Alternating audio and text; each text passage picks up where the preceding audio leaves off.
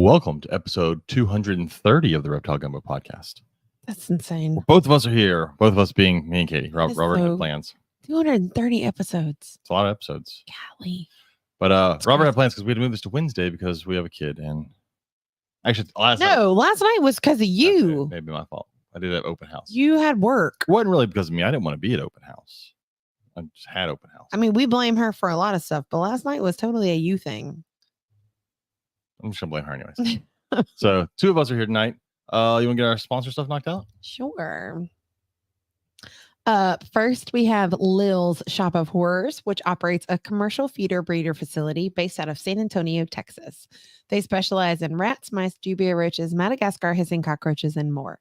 As feeder breeders, they focus on the nutritional needs of the animals that consume them. They provide feeders for everyone, from first-time keepers with just one snake to large-scale breeding operations with many different animals.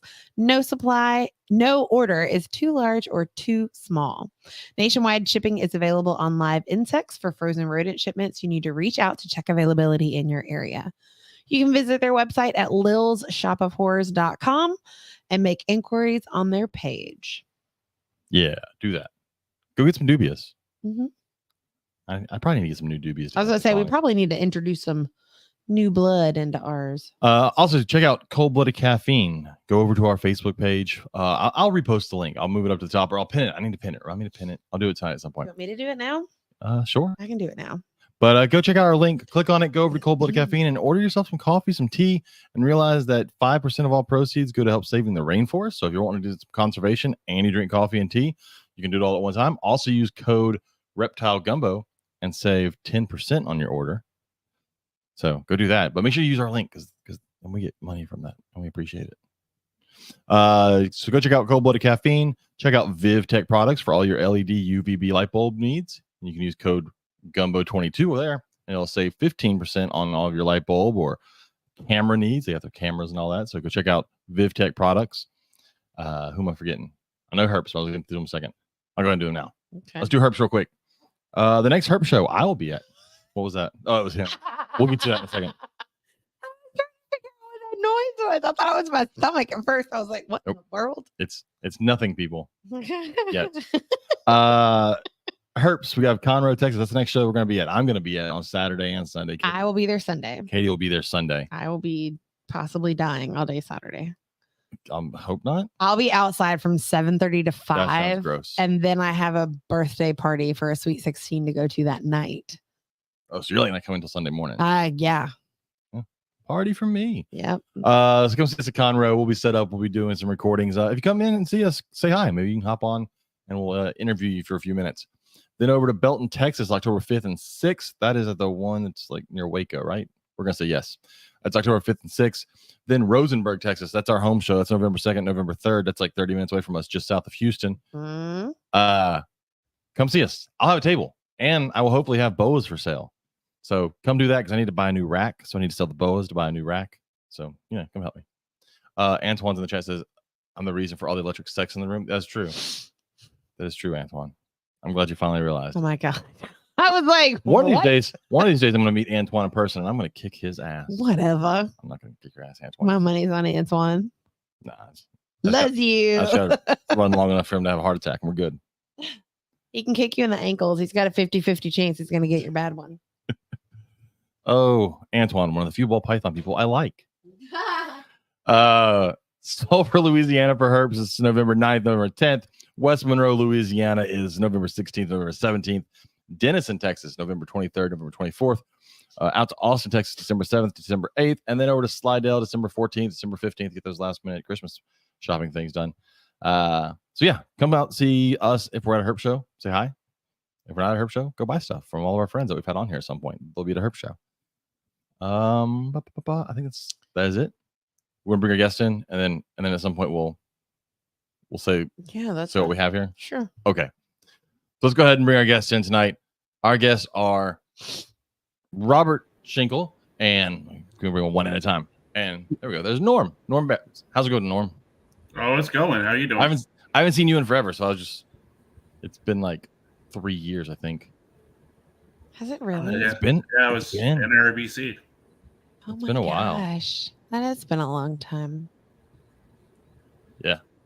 Well, I don't go that far north anymore. I was going to say, because you moved, right? Or No. Pinnell moved? No, Pinnell. Well, he moved into a house. Well, No. Pinnell lives in the same town still. Yeah. He just moved to a new house. Okay. I remember somebody moved, but I couldn't remember. Norm just lives way up north compared to us. Yep, and then Robert lives even norther. Norther. Northern. Yeah, you gotta love it. And, like for Texas, like anything above like Dallas is north. So not going that far north. Oh my gosh. You realize like from here to Dallas, like for most states, that would be out of the state. Oh yeah, Yeah. it is 4 hours. What was Darren said you could like drive across like New Jersey in like an hour and a half or something. It's an hour to get across the coast of Mississippi. Well, you're Well going over an hour and a half. you're going that's the short part of Mississippi. It is a short part of Mississippi. That's not the not that there's I said across the coast of Mississippi. that's like 3 towns. I can't help that. All right. So I want to get into y'all stuff. Well, do we want to wait and do Yeah, it now? just do this now Okay, because we'll do this you now. cannot handle I can't yourself anymore, and I cannot handle you anymore. All right, so Because I have been living with this secret for weeks, and you guys just don't understand how annoying Not this man annoying. has been. excited. You I think have you mean been- excited. I think you mean excited. It is like 2 a.m. and you're like, Katie, I- that's what's in the kitchen. Anyways, so I posted a picture earlier for anybody that saw over on our. I posted several places. I posted it in Patreon. I posted it on Facebook. I posted it on Instagram. And I said, "Hey, can anybody guess what the picture is?" What? Canal Side Exotics, what did you get? That's wrong. It's C Anal Side It is Exotics. not. C Anal. You can see their name clearly. C Anal Side Exotics. Oh my God. You need to get their name right. So I just want to say James has an amazing wife So and friends. who is wonderful So and got everything that you needed delivered within 24 hours that is true. so that you could make this dream All right. happen. So I've talked in here before. If everybody's listened to the show, there's one animal I have said I would give up my entire collection if I had to own it. I don't own this animal. Because there's a lot of legal paperwork involved. I need to make that clear. Don't go out saying I own this. I don't own this You do animal. not. I currently have an animal on loan Correct. from a friend that owns a zoo, Correct. and it is a dream animal. Correct. It is not terrapins. It is not terrapins. That Terrapins would have been a cool. good one, but we're in Texas, and I can't do. Nope, that's not happening because our state's stupid. We're not allowed to own Diamondback terrapins, even though they're freaking awesome. Stupid Texas. But let me just hold on. Okay, so we like he said, we have an animal that is currently on loan to us that we are fostering because he is quite small. He was returned to this zoo and is significantly smaller than he should be. It's a Chinese alligator. And James finally has a Chinese alligator. I have a Chinese. I have a Chinese James alligator has on loan. On loan. It's very important that you understand that. It's on loan. And so his name is Kung Pao, Kung Pao. and we call him KP for short. It was either Kung Pao or General So. So we went with Kung Pao. And so we call him KP for short, and he eats like a pig, See how close I can get him to the camera. See and he's that cute face. got an adorable face. He is spoiled rotten. It is the coolest thing in my house, and I can tell you right now, anyone listening, there's nothing you own that I would be jealous of at this moment. Not a single thing. Nothing. He will randomly turn and look at me at all hours of the day and go, Katie, there's a Chinese alligator in the kitchen. I'm like, yes, I know. Freaking awesome. I know. He has a webcam. We watched. Timothy, you did guess gator, but you didn't guess Chinese alligator. So We'll put better pictures up. we will. Yes, he's So just as we are content as growing could it up. be. Once it gets too big to live here, it will go back to Crocodile Encounter, which is the zoo that are on loan from. Crocodile Encounter. We've talked about it before on here. We've had Chris Dieter on here before. A couple times. If anyone is ever in the Houston area, you have to go to Crocodile Encounter. It's just south of Houston. It's an amazing zoo. But yes, He's a fun little guy. I now have a Chinese alligator in my house. I agree, Timothy. It is the coolest thing. I feel bad for the rest of the animals in my house because I now don't love them as much. Yeah. So, Darren, it does not have plastic plants. It does have plastic stuff in its tank, so it probably will die just like my chameleon. You know, Yeah. the chameleon. People said my chameleon will die from the plastic plants at some point. We'll get some great pictures and videos of him, and So, He's anyways, fine. He was chirping in the box a minute ago. That's the noise I heard. yeah. I thought it was my stomach growling because I may or may not have eaten way too many Fruit Loops earlier. So, But all it right. was him chirping. I finally got to say it. I've been dying to tell everybody. Oh my God. I've had it for like 2 We've weeks. had it. Yeah, we had it last week when we recorded, but things weren't finalized yet, so we couldn't say anything. So, but it is on loan. That's Crocodile official. Encounter. Everyone go to Crocodile Encounter. And then you can see like his pants. We say his. We don't actually know if it's a he or a she yet. But I figure Kung Pao can work for either one. Yep. So, anyways, all right. I'm going to hold this for a while throughout this whole interview until it pees all over me, I'm sure. But let's get to this. So, Robert, Norm, we have y'all on because y'all have an expo you want to talk about. And then we would definitely want to talk about expos. Our question this week got a lot of stuff. So, Robert, tell us about the Central Kansas Reptile Expo. Well, it's a show we've been doing for almost 10 years now. Had a little break during the old COVID deal. But it's just a kind of a smaller scale, something we do started out for just something for us to all be able to get together and hang out because you got to drive. You know, we are Wichita, so Kansas. So you got to drive anywhere to go to a show. So we decided to try to put one on here, and it has turned into actually a pretty big deal. How far is the next closest show to y'all? You got to go to Kansas City or down there in Oklahoma to now that Sean's got herps down there back down there in Oklahoma. That's about the closest. Or we've got to go to Kansas City. I don't vote go to Oklahoma, and I love Sean and the herp shows, and I support them, but don't go to Oklahoma. Don't. I've been there once. I'm good. I take it back. I've been there twice, and that was one too many times. I've lived in Texas long enough. I can talk shit about Oklahoma now. Yeah, Oklahoma and Canada about the same. Oh, yeah, profanity's coming for the both of you. I'm saying Norm's in Oklahoma. Oh, is he? I didn't know. That's why he's too far north to Canadian. visit. That makes sense. Okay. He lives way far north in Oklahoma. He's an Okie and a Canadian. Yeah. Canal side exotic. It's There not are- canal side. It's There sea anal also side. are resident Canadians. Wait, okay. So the thing is, they like to eat ketchup flavored chips, and that's fucking gross. Oh, that's no. You better say it's gross. Oh, stop that. There's nothing good about ketchup flavored chips. We tried that in America and it didn't work. You know, we'll eat anything. Wait. We talked about all this food last week. Yeah, but Norm wasn't here. Norm wasn't here. Oh, I still vote. I still vote. Poutine is the most American thing Canada could ever have. I agree. That's also I a mean, staple food. fried potatoes covered in gravy. That's pretty fucking American. That's so funny. With cheese. I mean, that's. Yeah. It's still good stuff. Oh, Darren wants a close up of KP. We can try. Let me see. I can't. I only have my arms are only so long. Well, And, stand up then. oh God. I don't You should have been prepared for this, sir. Hey, that's so cute. That's pretty cool. He really is a fun little thing. He's tiny though. Yeah, he's like He's 16, 17 inches max right now. yeah. But he took down a whole small mouse the other day. He's Kinda got gonna worried. grow in no time. But anyways, back to the show. So you said you've been doing it for 10 years, except for COVID, because COVID screwed up everybody. Yeah. Yeah, that How many COVID took times- out our old location. Oh, really? Oh, yeah. We had perfect setup, and then our event sold out from underneath us. Oh, that sucks. So we were set up. Yeah. We had people that just loved it because, like, our vendors, they was in a hotel banquet hall.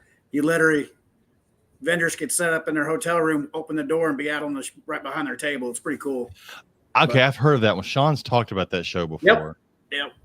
That was the you have to ask him pictures for the merry-go-round. what was that? No, it's carousel. Yeah, carousel. I don't know how we didn't break it that night, but yeah. Oh my gosh. So that's an interesting that would not be good for some people that I go to shows with, for them to be able to vend and then like go straight to their hotel room. Yeah. Oh, It's yeah, great. it was 5 feet. That's a lot of people not making it to their table on Sunday, even though it's only There's been 5 a couple feet. times we've had to go knock on doors. That's funny. Yes, and other things, but we won't bring those up. No, but if you've been to a show, I'm sure you could guess. Yes. Oh man. So how many times a year are you? Did you We show right just now? do it. We just do it twice a year. We shoot for in the March, first part of April, and then December. You kind of get it's set up for taxes and Christmas. Yeah, and you get both breeding seasons in there, so you can get Right. And it's just the population here, it's growing tremendously. And that's why, we can tell you we've had to keep getting bigger and bigger places to go to. We just can't find something.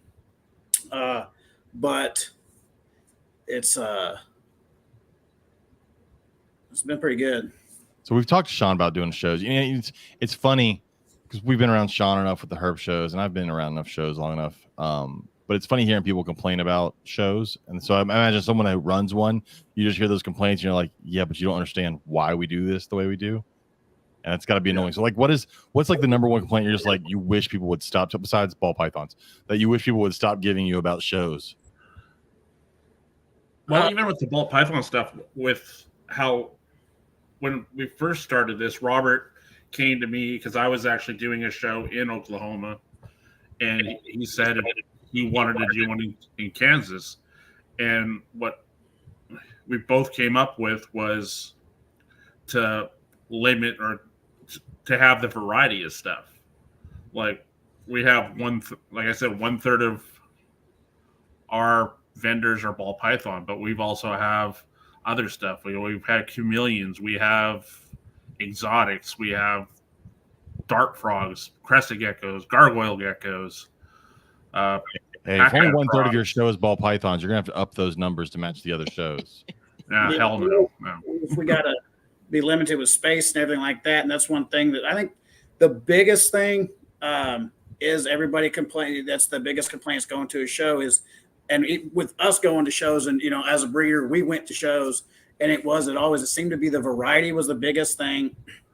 And something you're never going to keep everybody happy. That's for sure.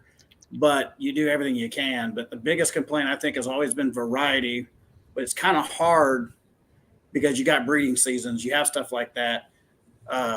Yeah, you got to have the people that breed the variety too, and like that's and you want the breeders. I mean, there's people out there. The differences with us is we don't do this as a business, and it's gotten big enough to where I've got to be a little more careful now on, because we're spending pretty good money on it now with us growing as what we are. Yeah. Like guys like Sean, those guys got a little bit different aspect they got to look at. With me, I'm grateful that I get to kind of sit back and I can kind of cherry pick. Some of my vendors, like Sean Barnett and them, they're from Texas, from down there with you guys, but he's been almost since my very first show, and being able to keep good quality vendors has, I think, been our key. And we do that by not flooding, even Sean, he was Gray, he started out with he was still vending the leopard geckos when he started with us, I remember him being in one of our first shows, the years down there in Oklahoma, Norm. So keeping those people there, but you can't flood it. Everybody's got to be able to still make money, but it can be tough sometimes. Sorry, I clean my hands after holding the alligator. Weird things to say. So what have you found besides variety, just logistics wise of a show? Like what is difficult about setting up a show? Because you always hear people talk about they're going to do a show, but there's a lot that goes into doing one. It's not just like, hey, can we have this ballroom on a Saturday and just show up? The one thing that I saw in the last show, besides the space detail, but the shows before that, is our turnaround on vendors is roughly 90 to 95% of the same vendors wanting to come back. We're sold out within a day after the show for the next shows. So we have a huge waiting list of people wanting to get in, but we can't do it because we've already have our vendors that have already said they're coming back, and we don't want to overpopulate a show with so many vendors to where the vendors aren't doing so well. Yeah. Logistics wise, you've got to look at, I know for us, we have to look at, with most of our vendors coming from out of state, you got to look at lodging up here, Wichita's got enough hotels and stuff, but there's some places, how far of a drive is it from the event center or something like that they're being done at? And it does play a role in some people deciding, well, I'll vend this show because there's a hotel right next door. Or, when we had the place up in Park City that we always did it at, you got right off the highway. How close is it to off the highway? All of that stuff takes into play, places to eat, all that. You got to look at everything. So do you ever run into the problem? You talk about having the same vendors come every time, and it's great because you kind of have this family of people and these friends, and they're always going to show up. But do you ever find that to be a problem of sometimes it doesn't allow new stuff in or new blood in? Like that just always seems like a hard balance to try and be allowed these new breeders that come in, but they don't have a spot because there's a whole list of people that have been there for years. Well, yes and no. I don't think it's been a problem because we've always got like one or two people that can't make that show. Yeah. And where we can always bring somebody in, but it's who I bring in, like the frog lady down there and Nebula down there in Oklahoma. They've got a couple of different species of the frogs and stuff. So we were at a show, we had an opening for one, and then one of them recommended the other one. So it was like, all right, well, we'll bring them in. Somebody that has a little bit different, has maybe some variety. Yeah. We really kind of had to avoid. We needed, the bigger snakes. So we got a bigger snake vendor to come in. It's just kind of like piecing it together here and there. And you just got to play with the layout a little bit. Some we get lucky, and this person only wants 2 tables this time instead of 3, so it gives me a table to bring somebody in. It's kind of always worked being able to issue a little bit of new blood, and keep it changed up enough. But we do have, I think we're roughly a little over. It's not a pretty small venue right now, but it's like a little over 10 and 11,000 square feet. But we do have. Hopefully we are moving to about a 33,000 square foot. Wow. So that is where we got contracts. There's so many things you got to deal with when you're dealing with that. Electricity availability is just climate control. So one thing I think that running a show and us as teachers has in common is dealing with a bunch of bullshit. Yeah, I'm sorry. It was a long day in fourth grade. No, there's a lot of Karens out there. Yes. Well, and it's like people would think that you're just the vendor wise, right? You're dealing with adults, but there's childish fires you have to put out all the time between vendors. I'm sure. I've said for years that the parents are worse than the kids. Give me a room full of 10-year-olds any day, but their parents are just whiny. We've actually been pretty good and not have had to deal with that. The vendors. That's awesome. That's because y'all have limited ball pythons. Well, everybody's vetted. It's not, hey, yeah. I got 10 slots open. Everybody just signs up. It's one of those things like we actually, me, Norm, and some of our other vendors that they help us out too. It's really cool. It's like, hey, so you're needing somebody with, say, Bearded Dragons that shows, hey, I'm up here. This old boy's got, he's a buddy of a friend, but his stuff looks good. They'll send me pictures, make sure everything's healthy, everything looks good, and then we can do that. But I mean, vendor wise, we have been lucky. Now there's been a couple we have not, let back, but we can get through the weekend, with them because, reptile community, there's, how do you say that?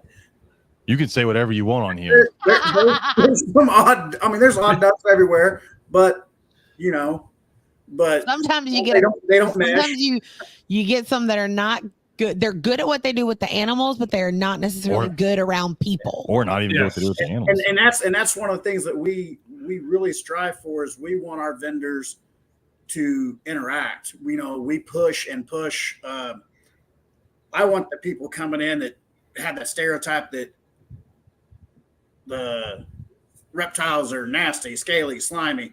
By the time they're done, they're leaving. They're looking for their own pet, their own next animal. And it's, we actually had this last show. I didn't know how this was going to go, but I had a couple of officers and animal control show up. Oh. And so we're at a new venue and everything is like, oh my God. So I make sure I had all my stuff ready to go. Oh, they just want to come out and check it out. They saw all these people up here and want to know what was going on.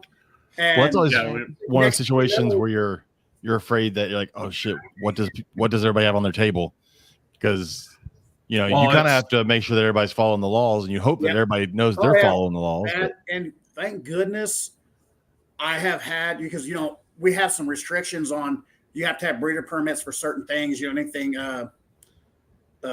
native and stuff like that. It's that stuff there. And what sucks is it's some of that's a lot of gray area. You're dealing with the regulations. all fish and wildlife regulations are gray areas. Right, they're gray areas. So you got to really, but that's why we have, I thank my vendors for that, because we've yet to have, they've sent undercover fish and game. Yeah. Because they've come up and they'll talk to me afterwards on the next day, because they brought their kid back, or they brought family back to go check out the show. So then they'll say, yeah, I was here yesterday for work and we were checking you guys out. I was like, oh, that's cool. But yeah, you gotta be careful. But heck, I got next thing you know, on our Facebook, we got the local PD, they're posting up that this lady was scared, this one officer was scared of snakes, and here she's holding one.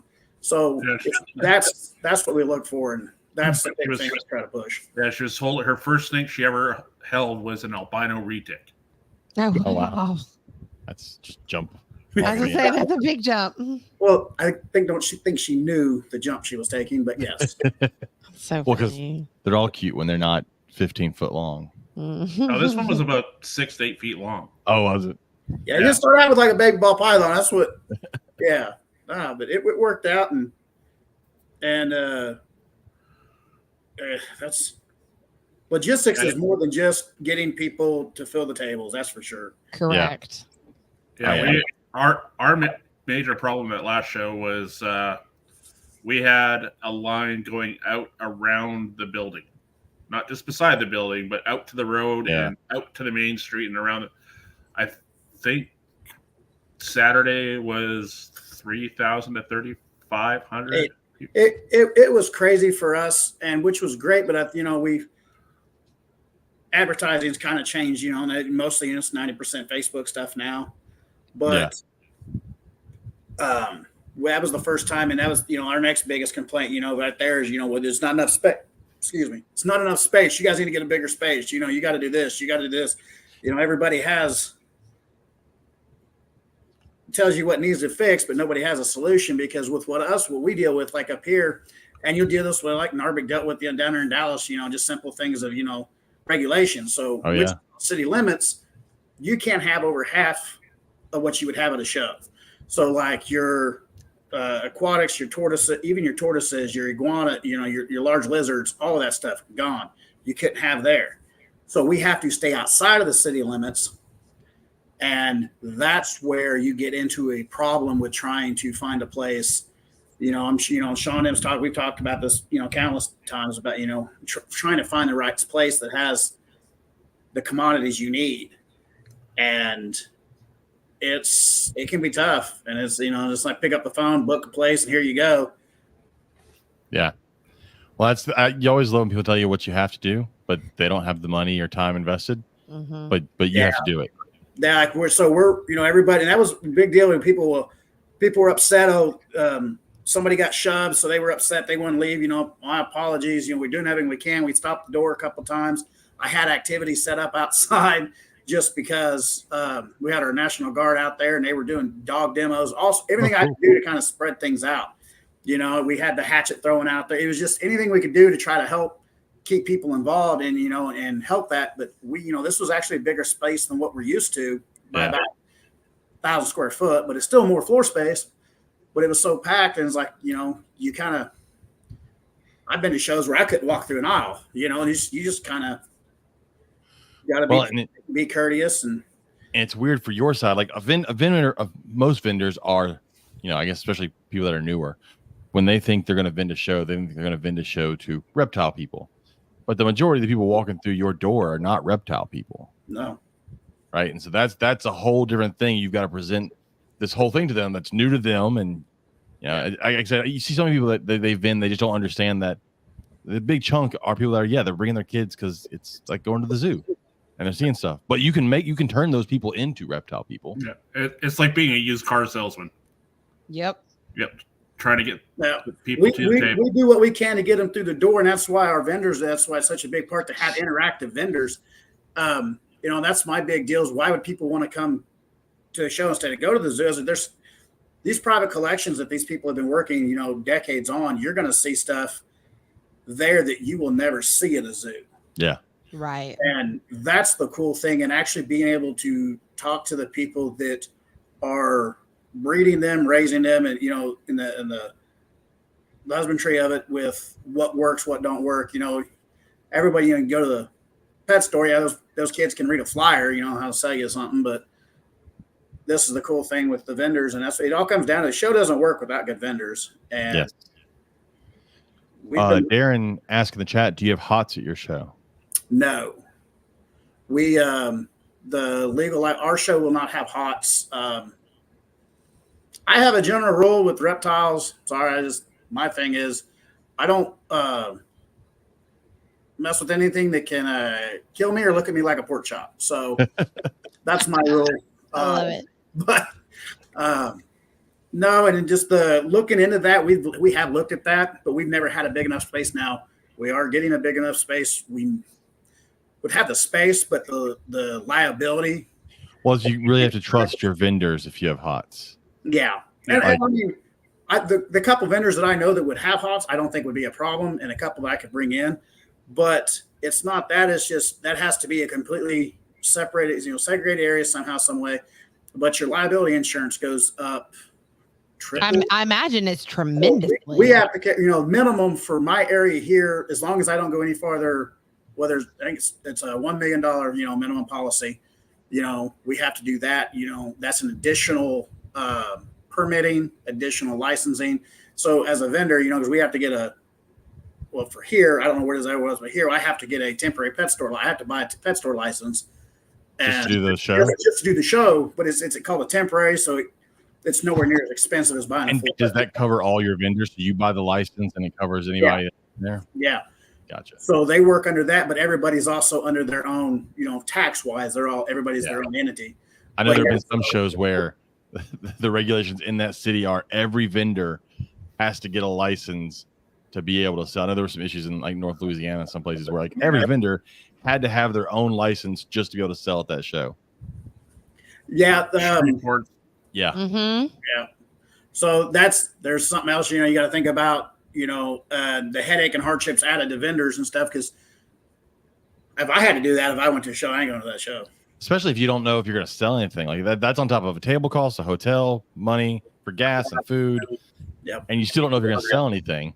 So like, there's always that chance that you don't sell something that weekend. Yeah. That's something I don't think we've ever. I take that back. I found out, and that's something else we find out doing shows is this is a college town, but you don't do shows in the dead summer around here. Yeah. Because nobody shows up. So I had some vendors that didn't too good that show, but they made enough money the previous shows. They're like, well, we'll still come back. We just won't ever do another summer show. But I have yet. I mean, we had people do record breaking. What was the over 10 grand? That's not unheard of. We've awesome. Had one vendor almost do 6 figures. Jeez. Well, what he was, he's. You mean he wasn't selling just crested geckos? No. It's nice when you have stuff like that, but usually you take that stuff up there to display. Most of that's going to be online sales, somewhere. But you bring stuff like that, and every once in a while. But yeah.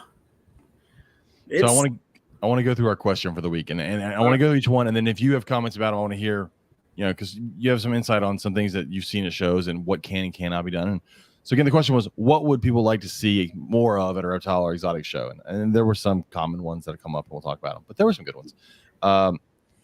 First one from Elizabeth says more Australian pythons, but again, that comes from you got to have the vendors, right?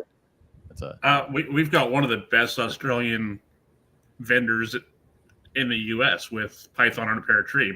He's okay, I guess. He's fine. Yeah, he's an okay guy. Whatever. Ever since he's kind of an asshole. Whatever. He's one of your favorite people. He's kind of an asshole. He's really a jerk, mean to everybody. I think he hits small children. Probably. But, you know, you have that and Travis Whistler, you know, Yeah. John Stoltz. They have that's awesome. Some Australian stuff too. Well, and Michael at Pythons and Parachute, Michael Pinnell, is like, he's starting to become a non-Python person. He's starting to get a bunch of like non-Python stuff. It's very weird. I've always told him the weirdest thing, the one Australian Python he's known for, he owns like none of them. He owns no M-pin line.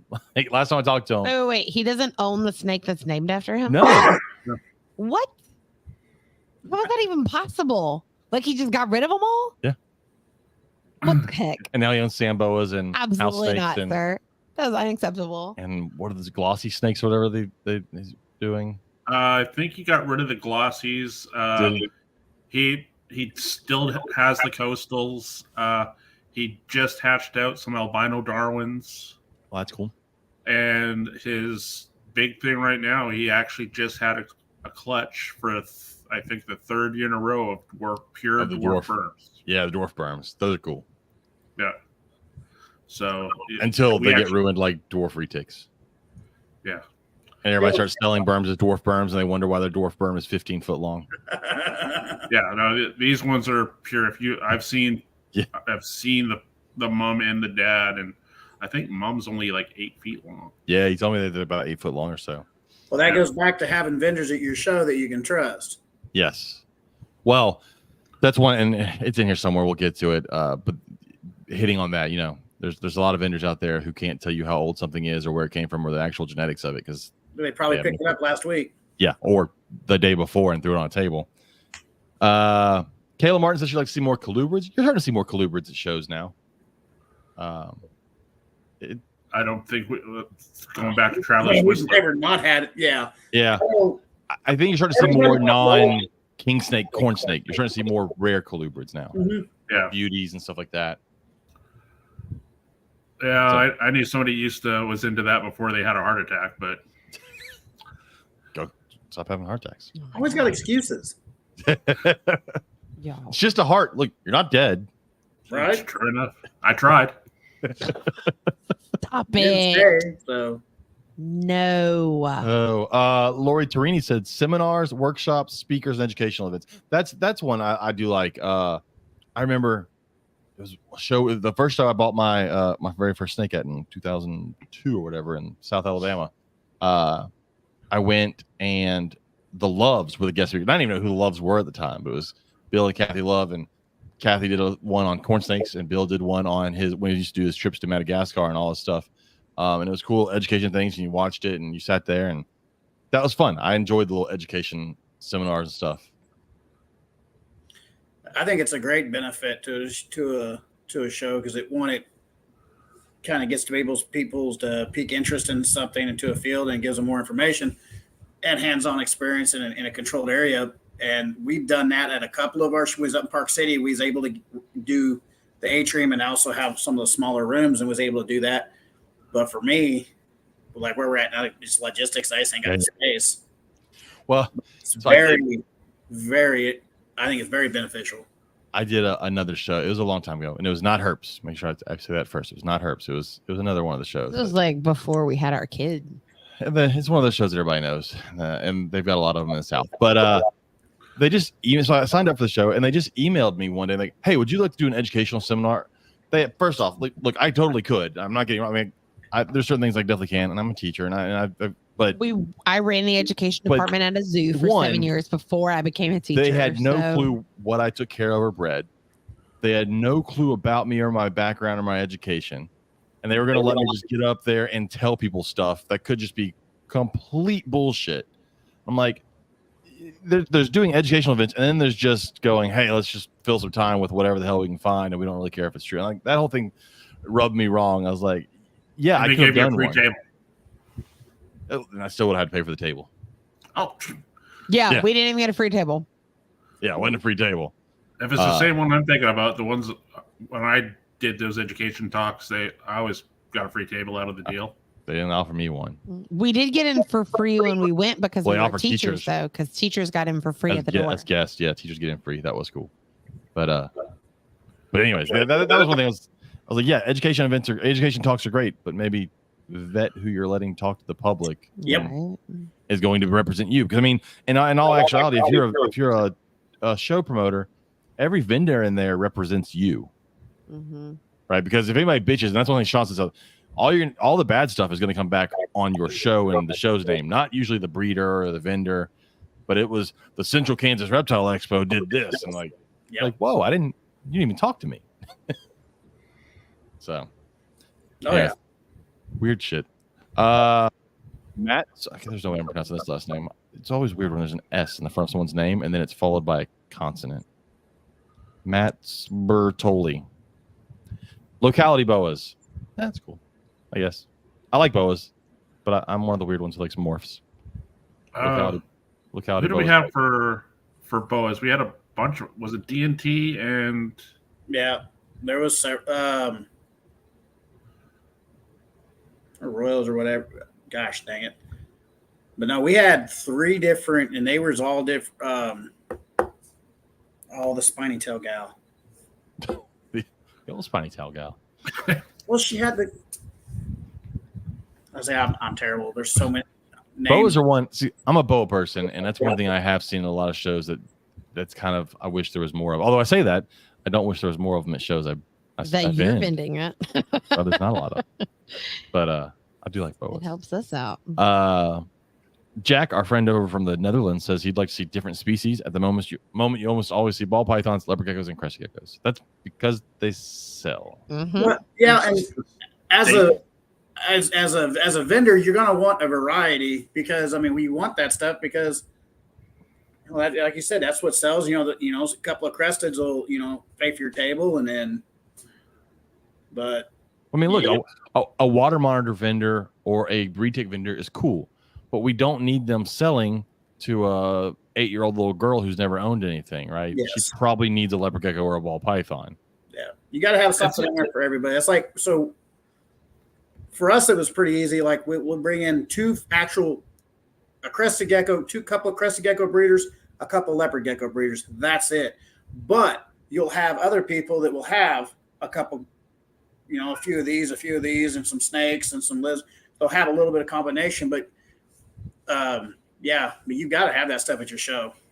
Yeah, it's like I shit on ball pythons on this show all the time, but I understand the importance of them in the hobby. And look, there are people that like them. People are gonna. I like sandboas, and people shit on my sandboas all the time and call them worms. I get it; they're not for everybody. Ball pythons aren't for everybody, but they're for a lot of people because that's the reason we have most of what we have in the hobby. I think is one of the best starter snake for a kid because if people come up they'll get a corn snake or something like that, but they're just they're flighty, they get easy. The cool thing is with ball pythons, they're so laid back that they're. I mean, come on, they're the bulldog of the snake world. A pied ball python's cooler than a little tiny king snake that you can barely see. So that's true. Those are cool. And less likely to escape from whatever tank they're going to put it in when they get home. Yeah. So many people have lost king snakes and corn snakes. Let's see. Danielle said a variety. She likes ball pythons, but there's so many that she'd like to look at. Also, fewer flippers. That is one. So that's a weird. I know as a promoter, that's got to be a weird one you ride because there are definitely people who I hate using the word flipper that are good. I guess flippers, and there are bad flippers. Right? Responsible. Yeah. Responsible is a good word to use for it. I was going to say that. I've never always had, I've had stuff, stuff like that. We've got, if I've had it for a while, it's healthy and everything like that. Or, you get vendors, they'll get stuff in. They have a couple of my vendors do. I mean, like the spiders like that. You can't have, all those species on hand. You just can't. Yeah. So for your variety, but it's like people that do order, some of our vendors that do order stuff in, it's like I know for a fact they've had it for a few months. It's healthy. It's not something that was shipped in, it was wild caught, shipped in the day before, didn't show up at the show in a box and put in tags on the deal. I've seen imported baby boas out of a box and thrown onto a table the same day. I see that pretty much at every NRBC. Yeah, and that's I think that's where. Look, I get it's hard for a promoter. There's a couple of things, and I know it's hard as a promoter. Like one, you can't make everybody happy, but you're trying to make a lot of people happy, and you can't always rule with an iron fist on stuff. But like that's one where I think as a hobby, we just kind of have to. It's hard for someone who puts all this time into breeding something, and then have to compete with someone who's selling it for $200 cheaper because they didn't put any time or effort and they got it cheap or free. And I get quality comes into play there, but let's face it, a majority of those people coming into a show that aren't reptile people aren't looking for quality, right? They're looking for The value. a value. And if the price of whatever it is should be $350, but this guy has it for $100, their mind doesn't say, why is it $100? Their mind says, I can save $250. Yep. And they're going to buy it, which is messed up. And then when it doesn't eat, dies, whatever, it's sick, gets other animals, you got, other stuff sick, then it comes back. Well, this show, it's the show. Yeah. It's not that pro. I got it from, and it's tough. Now for me, it's a little easier, and the smaller, the smaller people who do the shows, because no, you're not coming because I don't need you there. I don't want that there. But you guys got guys renting out, then in the heavy populated areas, those 60,000 square foot areas, they got to make their money. But then it's at some point in time, and I know there's promoters that have put their foot down and had people leave, but too few of those are out there in this industry, and it's just a free for all. Well, and those people that we call bad flippers, the ones that you go to their table and those animals have been in the same deli cup for the last 3 weeks at 3 different shows, and maybe got sprayed a little bit with some water, but that's about it. Yeah. Because they're not someone set up to take care of these animals. They're there to try. That animal's a dollar sign, and they just got to move those dollar signs. And if that dollar sign dies, that's fine. They're going to make the profit on the next dollar sign that sells. And so Well, before the show, Robert and I, we have a meeting with the vendors to go over everything for the weekend. But before the show opens, me and him actually walk around to the tables and look at the animals. We've actually had to take animals off the table because they were too young or they didn't look good. Yeah. Yeah, and usually we have a vet go with us, just that way. It's also for me and for us, it's to help CYA, with Fish and Game, okay, my stuff's checked, everything was checked and vetted for health, but the 2-day hatched baby bearded dragon, stuff like that, I've been to big shows where ball pythons are currently hatching on a table, and I'm like, and they will gladly sell it out of the egg if someone offers the money for. Oh, I'm sure they'll tell you, it's just show you that, but no. Yeah. No, someone walks up and says, "Hey, I'll give you $500 for it." Okay, here you go, take it. Yep. They don't have to feed it. If it dies, it's not their problem. Yep. Which drives me nuts. Our buddy of the show, Nathan Holcomb, said something a little more exotic is what he likes to see. He feels like it's more of the same old thing. Ball pythons, blood pythons, hey, don't put red-tailed boas in there, Nathan. Red-tailed boas are awesome, and they're not everywhere. Calm down. King snakes, hognose, and then, of course, a few lizards. Show me some blue beauties, some more stuff from Asia or something. Who knows? Maybe I got blinded by price tags. Again, those things are there because they sell. I don't think blood pythons are overly common. I think that's more of a they're starting to come back. They're kind of one of those things, and all of the industry, different species stuff kind of has their highs and lows. And yes, when the big ban on the big stuff came out, everybody dumped them. Now everybody's starting to get back into them. Colubrids are overbred. Now they can't find them. Now they're, it's just that wave that you ride. Yeah, $200, $300, $400 black king snakes. I mean, that was proof that things get ridiculous at times. Oh yeah. One thing that we look for, like we added Jake Butler and them there, for different exotics. I mean, we had everything from kangaroos to the exotic cat with the servo. Oh yeah, we had it was cool. He does interactions and stuff, and so it's been great. A fox running around a restaurant. Yeah, we had the fox. Yeah, we went to eat and we brought the fox in. That was cool. Of course, because they can't stay in the car, right? I mean, I understand your thought process here. I'm here for it. But you try to find that stuff. I know we're more, we're in Kansas, so it's kind of hard to find some of that stuff. But I think we have had, even Sean's mentioned the variety that we have it's crazy what we have in this show. And by bringing some of that stuff in, I think we have pretty much everything covered. I mean, everything they've listed so far, I think at one point in time, might not be this show, but the next show will, depending on what they have. And some of the people that have the varieties, we pretty much got that covered. And as far as for the extreme exotics, well, then like you said, people complain about the price tag on them. Yeah. Well, and that's one of those things. We talk on here. A lot of people would like to see more of the imported stuff bred more often.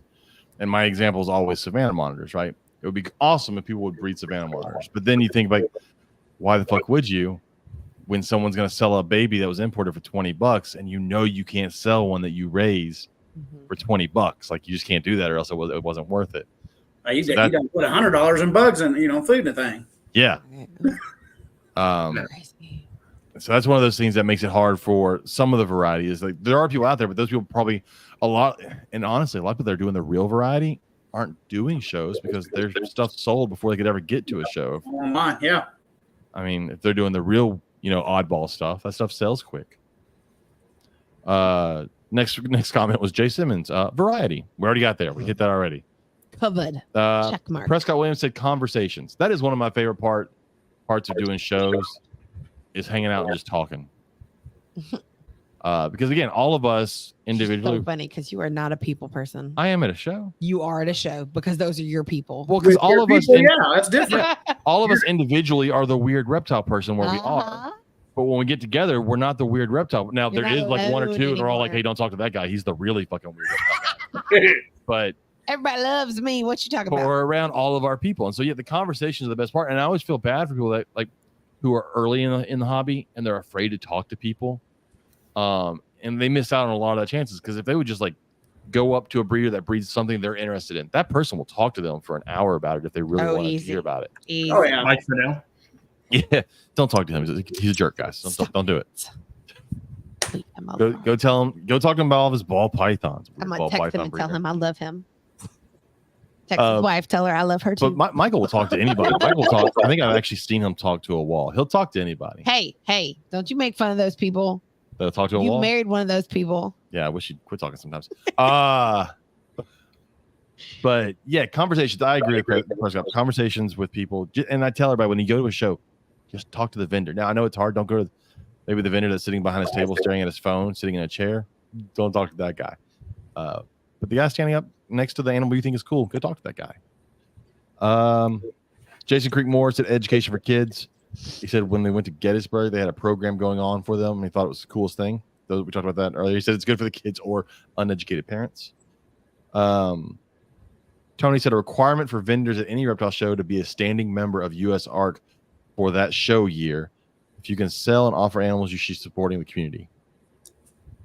I can see that. It's hard to tell people what to do with their money. Right? That's the hard part. How do you enforce and police that? Yeah, that's you know.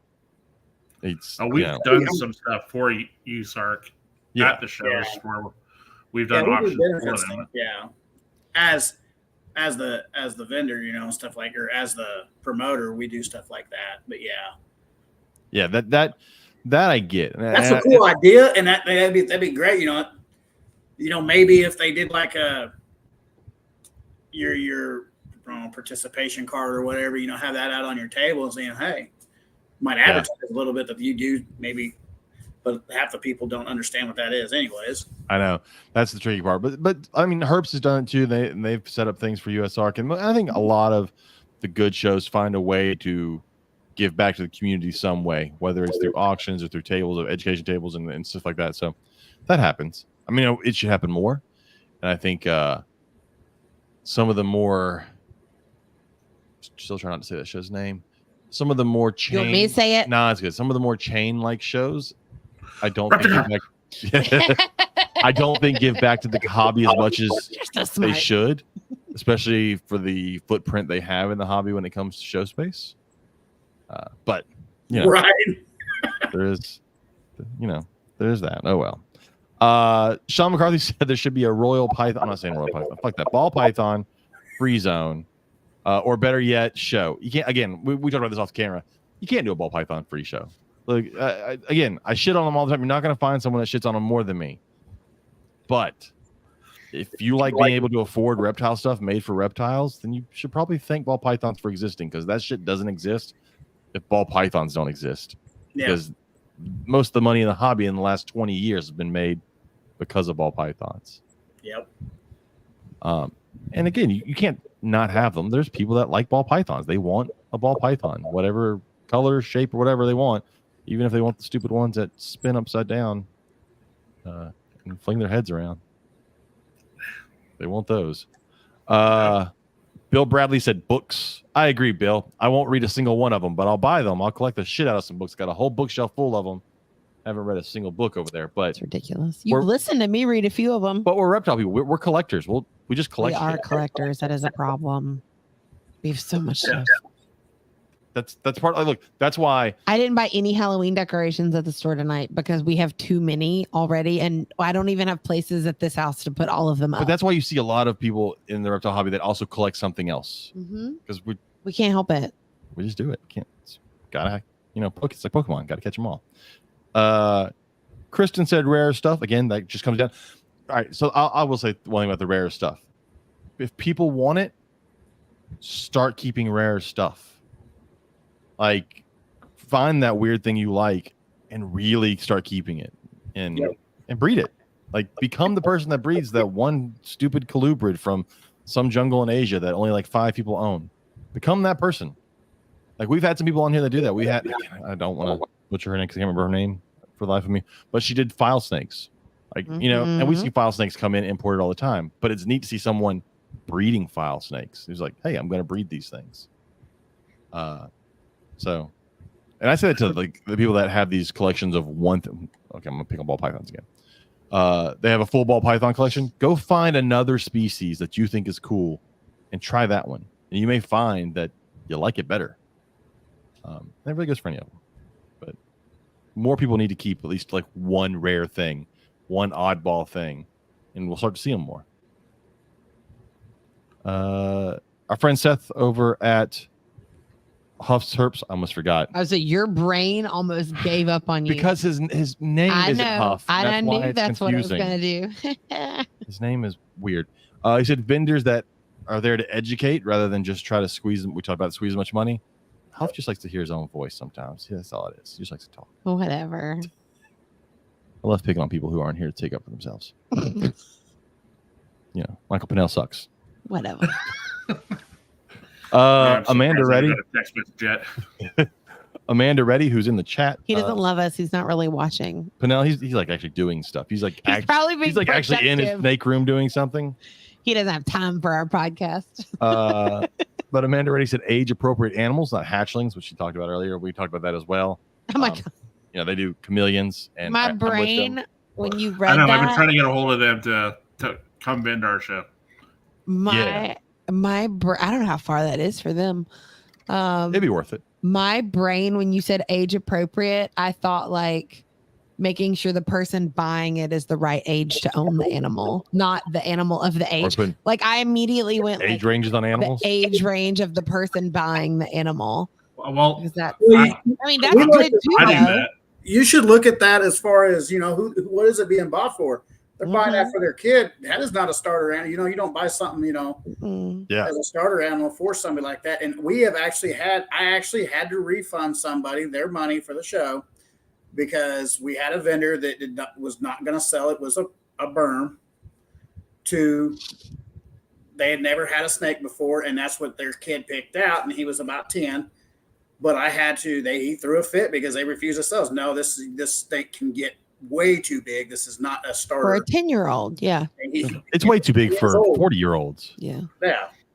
I mean, I don't know, just stuff like that. That's the kind of vendor. Now, a lot of vendors, and I go to some of these shows, I've been to these shows, and it's, you got the money, here you go. Yeah. And that's where you get the bad rep. That's where you get the stuff turned loose. That's where the game gets turned into because the reason I thought about that is so I have several animals in my classroom. I teach 4th grade English, but I'm also the zoology club sponsor. And so we have a corn snake, We have a crested gecko, a leopard gecko, a fat-tailed gecko. We have a guinea pig. Box turtle. We have a box turtle. We have a bearded dragon. And one of our paraprofessionals, her daughter's in pre-K and her son is in second grade. So like 4 and 8-ish are the ages of these kids. And she said, Miss Lewis has a bearded dragon in her classroom. Apparently her son has been on a bearded dragon kick for like the last 3 months. And I was like, yeah, his name's Leonard. He's upstairs. Do you want to come see him? Because it was after school. She was like, do you have time? I was like, my kid's at volleyball for the next 2 hours. I got plenty of time. So we took him upstairs and he's obsessed. He was telling me all these cool facts about bearded dragons that he read about in a book from the library and just going on and on and on. And his mom was like, this is going to cost me an arm and a leg, isn't it? Yes, it will. And That's why they're not to great do beginners. it right. Yes. And she was like, okay, I'm going to need your help with this. And I was like, or why doesn't he just come to my classroom 3 days a week and learn how to take care of this animal and see if that's something that he consistently does before you look at getting him a bearded dragon? And she looks at him and she goes, that's a great idea. And he was like, but he's not mine. She goes, no, but then you can prove to me that you really want to take care of one. And then maybe we can think about it. And I was like, use this one. I'm totally fine with that. Because it's like we said earlier, most of the people walking through your doors are not reptile people. And a lot of them are buying their first reptile. And so many people, for some reason, price tag or something costs it, but a lot of people don't see reptiles as needing a lot of stuff. They see them as a cheap pet, which we know as reptile people, not true, especially with bearded dragons. There's no such thing as setting up a cheap bearded dragon. And like he asked me on the way back downstairs, he was like, so how much did you pay for your bearded dragon? And I was like, well, I didn't have to pay for mine. I said, mine was given to me because he was a baby and he didn't have a home. I was like, but that cage that he's in and all the rocks and the bedding and the food that we buy every week and the light bulbs, I said, that stuff got really expensive really quickly because I had to buy all of that for Leonard. And he was like, oh, okay. Like you could see like wheels turning in his brain. But that's something as a vendor, like you do, like the guy not selling a berm, you do face those people that have that. You always hear, well, we'll get bigger stuff when it gets bigger. And as someone who breeds, I'm like, no, you're not. That's you just, most of them are not. They're just not going to get something bigger.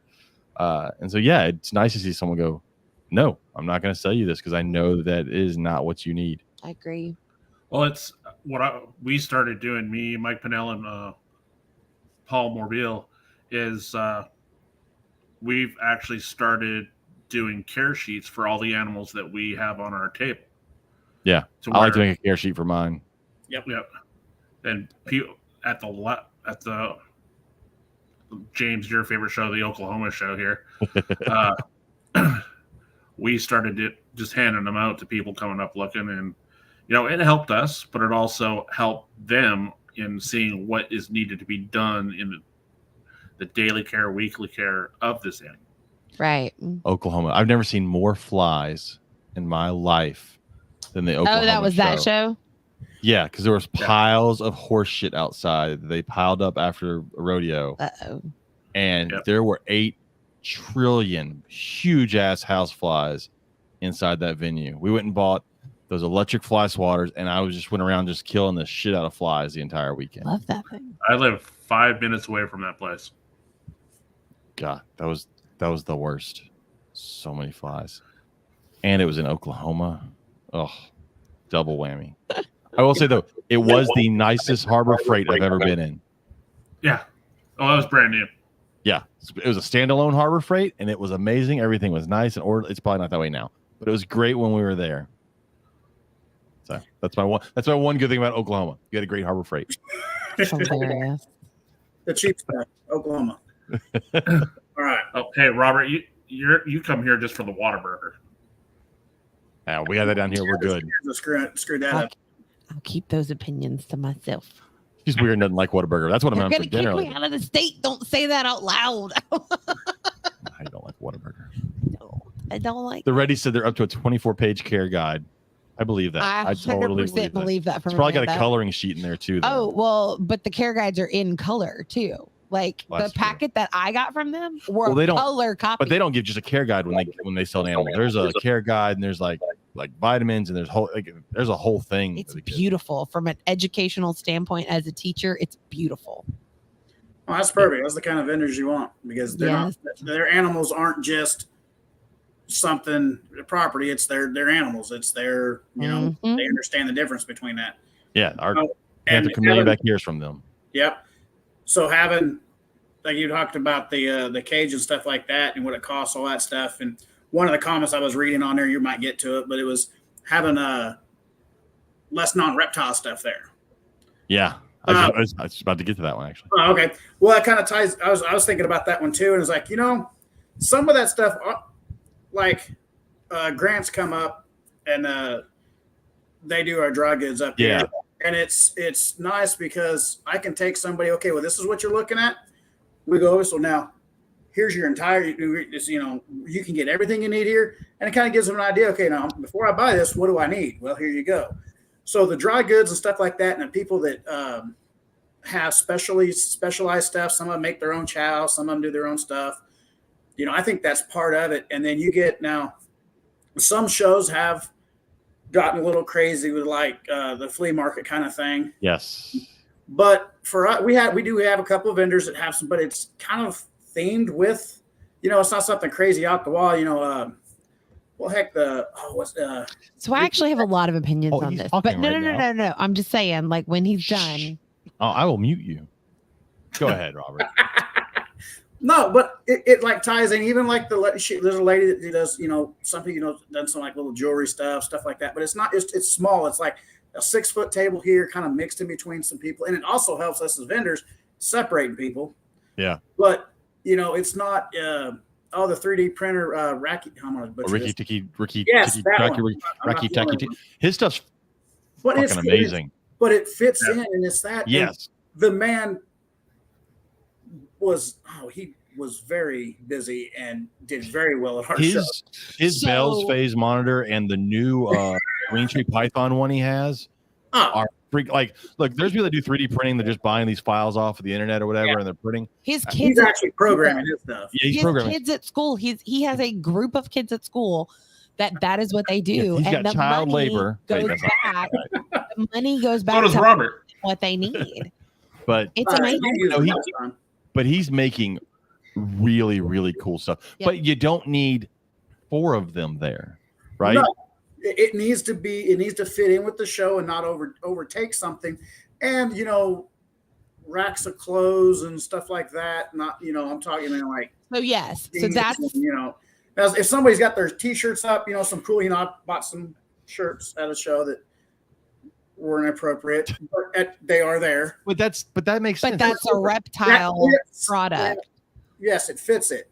Mm-hmm. It's not somebody buying a Amazon crate and bringing it to a show to sell like a flea market. Correct.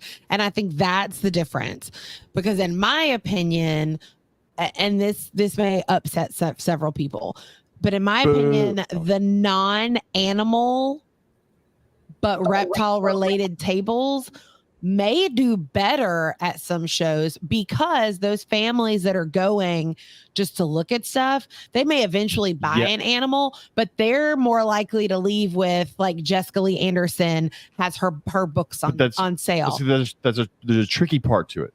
So Jessica Lee Anderson's going to be the only one there selling reptile books. She wrote she wrote those books, but you can't have 5 people selling the same Temu crystal necklaces they bought, and they're just filling their table with stuff because their 7 ball pythons they're there to sell aren't going to sell because they're cheap and nobody wants. Like that table is annoying, because that table could be filled with someone who is really trying to breed. It's different than someone who is there selling reptile goods, which I don't think. I was reading D&T Retics wrote that, but I think dry goods they're great with reptile wise, but I think it's the 3rd and 4th 3D printed person, or the person selling just cheap knockoff like 2-cent jewelry, but nothing. It's not really reptile related. And you can overdo it with dry goods as well. Correct. We have a main dry goods provider, and then we're right up here local. We got the Dubia guys are right here, and with their exotic pet shops, and they have some specific stuff that that nobody has around here, and some stuff that other vendors don't have. So it's kind of nice, but they have to be able to work together with that to where you can't just pick up and put a pet shop here, bring all your dry goods here and have this person bring in all their dry goods. It has to be a balance. Same thing with like your ball pythons. You got to have a balance. These guys work with this stuff. These guys have this stuff, and it's got to have the balance. And that's Right. And that's part of that logistics. The good thing with them is they'll work together. If somebody comes to their table looking for an upside down wavy ball python they don't have, they can send it to someone else that does have. And like you said, the dry goods are great when the Grants are there, or like at the herp shows when you have Andy. We all go, hey, go over there. They'll get you the tank. They'll get you everything set up, and then come back here and get the animal. Once I know that you've bought everything you need, right? And Timothy in the chat said he loves seeing PVC cage vendors, which you can see those. Local shows usually have crystal, fossil, and wet specimen vendors, which are cool to have. You just don't need 3 of them, right? It's cool to see some really cool fossils and wet specimen stuff, but he said that their show got so overtaken with those kinds of vendors that it became an oddity show, and the animal vendors didn't want to have to deal with it anymore. So now they have an oddity show, not a reptile show. Yeah. So that's where curating your own show as a show promoter is important. Making sure that you don't end up with 7 tables of dead squirrels in a jar. That's weird. Right. That's a very specific. What? It's a very specific example. I mean, I could have gone with any of it. Oh, okay. So this has absolutely nothing to do with reptiles. Then let's skip it. Moving on. But I need to share it with somebody in my life. Go ahead. Okay, so I was giving a reading test today. Oh, that was great. And this little girl, Was that it? who happens to be black. Whoa. No, there's a point Wow. to this. There's a point to Wow. I need to go ahead and tell you that What's that, Katie's mute thoughts button do here? not reflect the thoughts of the Reptile Gumbo this podcast. is important. It's important. It's prevalent to the story. Okay. Whew. So listen. Something about to get So canceled. one of the words in the story was biannual. Okay. And one of the questions, because I'm determining like if I need to move up in a level, one of the questions is, what does the word biannual mean? So I point to the sentence that it's in the story, and I was like, can you tell me what this word No means? one knows what it means. Like bi-weekly. No one knows what bi-weekly Okay, means. wait. Is it So every she 2 said weeks to me, or she twice a goes, week? I don't know what it would be, but I'm sure that I've heard it in an example before, like the biannual ginger-headed kid convention. And I was like, what? That's a great example. And that was her example that she gave me. She's like, That's I don't know fine. what the word means, but I've heard it used But like does this she know what before. ginger means? She obviously knew, because I asked her. I was like, so what is that? She goes, a convention where a bunch of redheads get together. And I was like, What the hell is your little kid watching? what is happening right now in my life? She couldn't tell me what biannual meant, but she knew that redheads were called ginger kids. And it was so strange. Well, the Central Coming Kansas from Reptile this little Expo is girl. biannual. With the most beautiful What's braids. But I don't know why that just popped. Anyways, sorry. You're right. That has nothing to do with reptiles. I needed someone to appreciate how Moving on funny to that story was. that almost got us canceled very quickly. Great being on your last show. Yeah, I'm glad thanks. y'all were here. Anyways, Oh man. vendors are selling souls. There we go. There's Laura said education was another thing. This person said fewer ball pythons and cresties. This person said anything but ball pythons, more obscure stuff. We're getting to the same stuff. Better security to help against theft. All right, I saw that and I wanted to comment. oh my god. It depends on what we're considering theft. Are we considering theft during a show? Because that's not the promoter. You need to know how to set up your damn table. And I've said on here before, stop using deli cups. Well, and that's a big thing because you'll be handing them out, you'll have stuff walk off the table, stuff like that. So far we've been lucky because I have people that walk the crowd and stuff like that on my side to help. We always have security there.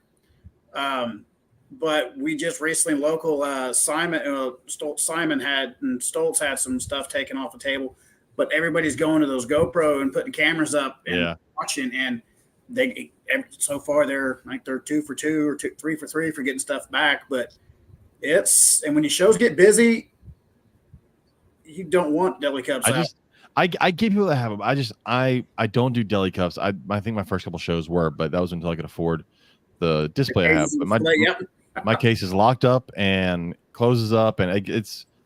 I mean, they are very easy, and you can really spread an entire table out and do a lot, but you got to have several people working that table. Yeah. Because when you get busy, you just stuff just. And if you've been to enough shows, we all know the thing. They come with a deli cup. They set it on top of your deli cup, and then they walk off with both deli cups, and you never notice them walking off with anything. And or they talk to you while their friend behind you takes stuff, and people are good at stealing things. Like it's just. Oh yeah.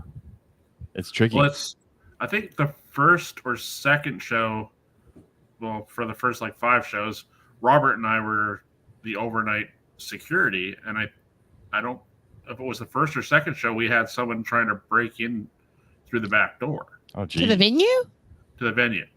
Holy crap. Yeah. That's crazy. Yeah. That's terrifying. Yeah. People try to get, I mean, yeah. Like I said, security during a show is on the vendor. And I think that more vendors should reach out to them. Because look, the people come to a show and it's their first show, and sometimes they don't. Look, there was one. All right, I'm going to give an example of one where someone tried to be cute, and someone should have told them ahead of time, this is not the way to set up your table. But they used cake boxes. And they put ball pythons in these little cake boxes with the little clear cellophane type cover on top of it, so you can see down in it. But it's a little cardboard box, and it's That all you would pretty. put a cupcake in. Yeah, and of course, That's the next new. day, they were missing a couple of ball pythons because it's a fucking cardboard cake box. Yeah. It does not seal correctly. And I was like, I get it. You wanted to be cute, and it's a cute idea, but you got to think functionality here. Yeah. But yeah, that whole thing was like. What did you think was going to happen when you left these ball pythons inside of this cardboard box overnight? That's very, very thin, and then they could flex and just pop the top off of it. Well, that's one of the things that at our show is we tell the vendors that overnight there's no deli cups allowed on the table. They have to be taped, sealed, and. So, I want to go ahead and make fun of the Reddies real quick because they said they don't use deli cups and they had chameleon to get stolen. You could learn to lock your cage, guys. They fixed that. They have not fixed it. They've just put a bungee on I it. thought they fixed it.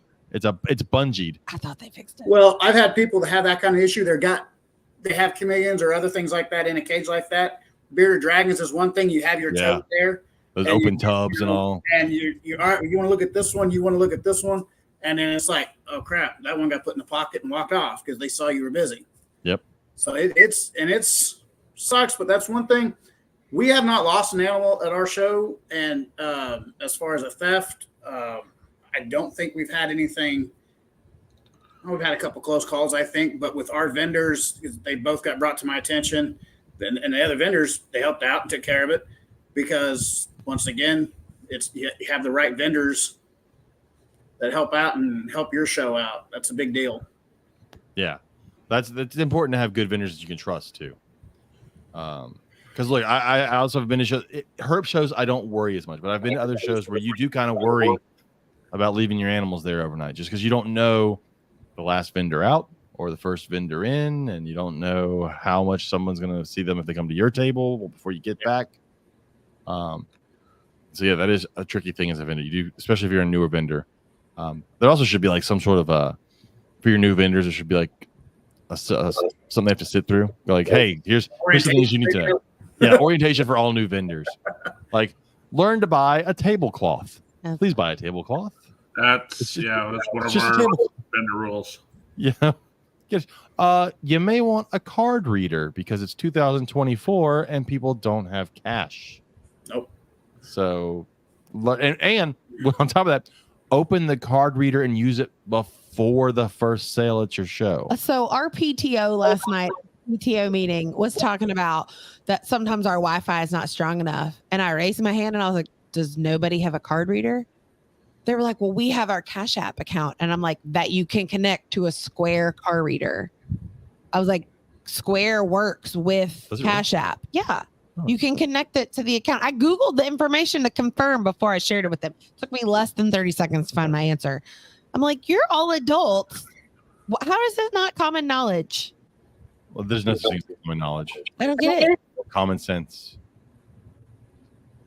But yeah, well, sometimes that's not common anymore. You need to be able to take money from anybody at any given time that they want to give you money any possible way. Oh yeah, there's like 6 ways I think I can take money at a show. So yeah, get it. But yeah, it's always you see new vendors and they look. There's nothing that tells them this is how to do it. They went to a show, they saw people do it, and again they were a new vendor. They were afraid to talk to the old vendors, so they didn't find out things ahead of time because everybody's afraid to talk. Don't be scared.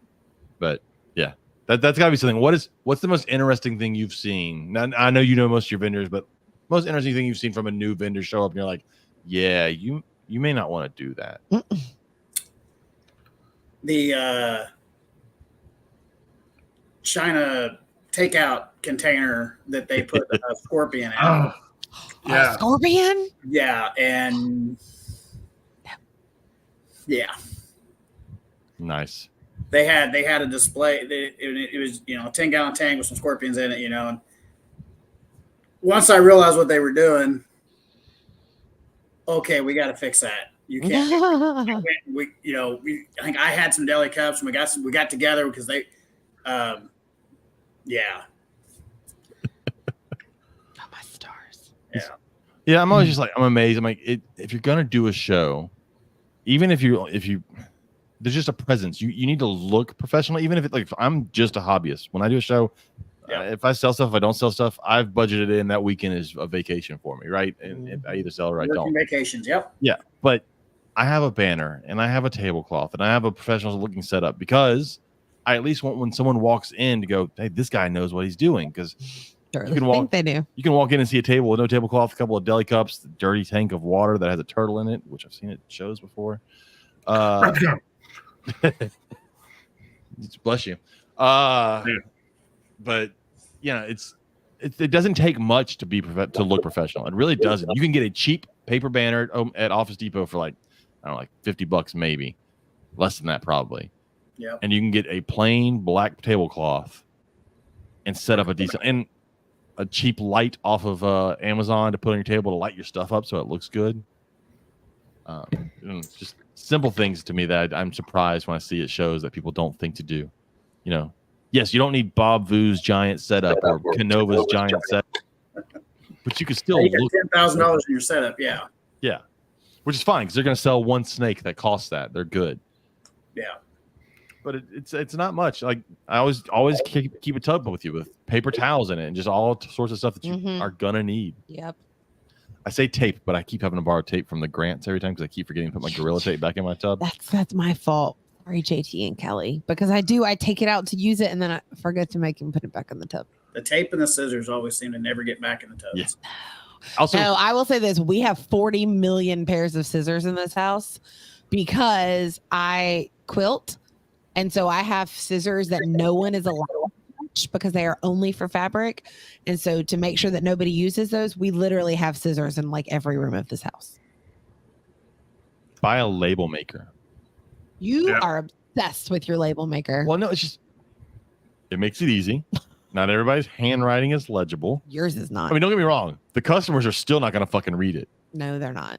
They're going to walk. It looks nice. It doesn't matter if you use the pink and the blue Sharpies and stuff. Was this a boy or a girl? Is it, exactly. They're not going to maybe they're colorblind, Robert. Maybe they can't see. I've had people walk up to my table of albino boas and go, are these retics? I'm like, you don't need a snake. You just need to. I almost asked the kid today if they were colorblind, but then I stopped myself because I thought that might be offensive to them. No, that's because they're colorblind. They didn't know which bucket. I didn't know if they were colorblind or if they. So I have two buckets. One is blue and one is green. You need to ask them if they're colorblind. I said, go put it in the blue bucket. Is it a boy? It was. So it could be colorblind. Okay, so I'll ask tomorrow then. And he goes, which bucket? I said, the blue bucket. And he just stood there and looked at them. I said, the one with my name on it. And he goes, oh. And then he put it in the right bucket. Because you need to know if he's colorblind or dumb. Also labeled if he's dumb, Lewis and Hinojosa. If he's dumb, you got to know that now. Okay, I'll ask tomorrow. Or colorblind, so you can help him out. But okay. Really because that's a valid thing. Yes, it happens. Okay. My old roommate in college is colorblind. That's true. And that's a lifetime thing. That's not something that it doesn't go away. They're colorblind. No, but like it doesn't just develop when they're older, is what I mean. No, Gonzo. I mean, my dad was red-green. Gonzo is completely colorblind, and I love when Selena asks him what color he likes. Oh, he is completely colorblind. It's fucking hilarious. Okay, now I need to ask. Okay, I'll ask the kid tomorrow. Gonzo just sees But he gray. didn't. He just stared at the buckets, like, and I was like, shit, everything in my room is color coded. Can this kid not see the colors, or does he not know what is blue and what is green? So you need to know that. Here's a good story on color blindness. When I lived up in Canada, our neighbor across the street was probably one of the best car painters you'd ever notice, but he was colorblind. And we came down to their shop one day, and he was asking us to come take a look at this yellow taxi that he just painted. And so me and my dad go look at this taxi, and it was brown. He thought it was bright yellow. It was the best yellow ever. Gosh. Yeah. So well, like people say mustard yellow. Maybe it was like brown mustard. No. This brown mustard yellow. Brown, like Robert's couch there. I love that. Right. That's the example you gave. Norm, I got to ask, are you glad you don't have to buy your milk in a bag anymore? I miss that shit. That's the dumbest fucking shit I've ever heard of. Fucking bagged milk. Goddamn Canadians. Go hang out with your bagged milk and your moose. Funny. Oh, bagged milk and chips that taste like ketchup. What the hell are y'all doing up there? I don't care about y'all's health care. They don't need mental health care if you're out there drinking bagged milk. That's you don't need free mental health care. Hey, mental health care is covered too. I was going to say. Not enough because y'all are still drinking bagged covered. milk. Someone still thinks that's okay. And then you have to put the bag in the extra step just doesn't make sense. You put the bag in a pitcher while it's still in the bag. I don't fucking Canadians. We have that down generation to generation. I got my great grandmother's bagged milk picture. Here we go. What a weird thing. The left and the wheel. I don't know if C anal side is still here anymore. Yeah, by the way, it's C anal side. No, it's not. It is. Canal side exotic. You're the only one that pronounces that way. I refuse to call it the other. You refuse to call them by their name? That's not their name. The C stands for Canadian. Canadian anal side exotic. No, that is not their name. They're from Canada. What else would the C be for? No. You are wrong. Just saying. It's C anal side exotics. Anyways. I'm off topic now. You know, I didn't ask Robert, what do you keep reptile wise? Because there's no way you just do the shows and not keep anything. And if you say ball pythons, it's pretty good. Yeah, there's some, yeah. Go away. But that was, I mean, when we started, that was. You went through your ball python phase and you feel embarrassed. It's like people went through that flock of seagulls phase back in the 80s and they realized that was wrong. Well, we downsized. We got more diverse, but no, we got a little bit of a zoo, but it's more of a hobby thing now. We don't, and I do have some ball pythons. So I've got now my kids got some hog islands and stuff like that. And we got a pair of berries that the wife has kept around. I think we raised some and kind of kept back a couple. One of the first shows that we did. 15 Patrick and SpongeBob, or yeah. So we got sulcata tortoises when they were hatchlings. I just lost more. You did not say that's what their names were. Yeah, well, we let the kids name them Patrick and SpongeBob. They were the kids were 5 and 6 years old. So I hate SpongeBob. We got Patrick and burning SpongeBob. passion. Yeah, same here. But dads lose. So now they're 80, 90 pounds, and got them running around. So we have a variety, but a lot less now. So is that the hard part about doing a show, being a promoter? Because I imagine you go there and you're like, that's cool, I want that, but you can't do that every show. Yeah, it's tough. The good news is I usually keep myself busy enough, and thank goodness the wife stays really busy at the front. And which sucks is we don't get to enjoy our own show sometimes. Well, because it's got to be painful. Because the other painful part is someone's going, "Oh, you like that? I'll make you a deal on it," because they know you. And you're like, "No, don't do that. Don't." Oh yeah. Yeah. You know what? It's tough sometimes. I don't think I've ever done one and not brought something home. But I do know one thing you don't have. Chinese alligator. You don't have a Chinese alligator. This is my life now, guys. This is my life. I'll randomly get text messages. Hey, there's a Chinese alligator in the kitchen. Yes, Yeah. I will. Or hey, have you pulled up the camera and looked at the Chinese alligator today? Like It's just random. No, I'm teaching. I'm actually doing my job. It's the coolest thing someone can have in their collection. And I get it. It's not technically mine. Nope. It's on loan. Make sure everybody knows that. Crocodile Counter. Go see Crocodile Counter. But you can pry it from my cold dead hand.